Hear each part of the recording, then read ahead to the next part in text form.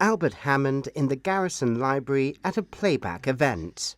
I've never done this before, but it sounds like fun and it's a beautiful place. I mean, I've never been to the Garrison Library before.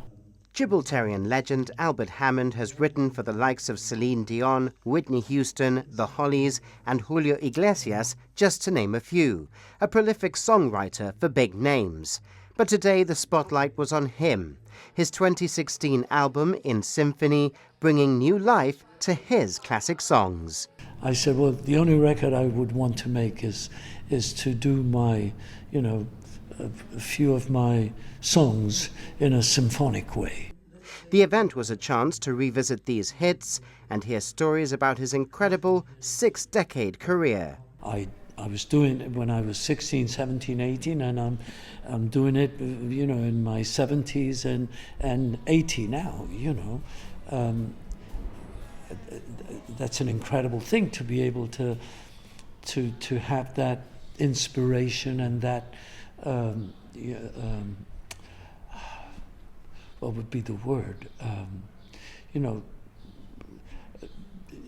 To bring things to life, Could a young Albert Hammond ever have imagined an event like this where people are sitting around listening to your music and you're talking about your 6-decade-long career? No, impossible to imagine it when you're living it. It's only when you get towards the end that you look back.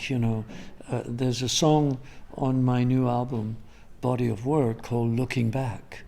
And it talks about, looking back into the rearview mirror, and all the things that you sometimes lie in bed, and then suddenly I think of, not even songs, I think of my father, and I'm sitting in a little seat that he built on the bar of the bicycle and we would go down to the beach to put up the la barraca, they would call it, and the tent, and we were there at 7 a.m. just to get up front, right in front of the sea, and then other times I think of the week I spent in Memphis with Johnny Cash at his house, and how he cooked the same food every day.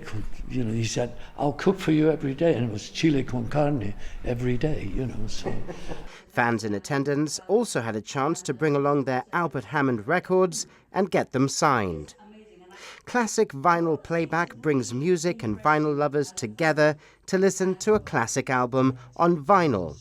And today, those who grew up listening to Albert Hammond or were inspired by him got to hear from the man himself and listen to some of his big hits in a symphonic way.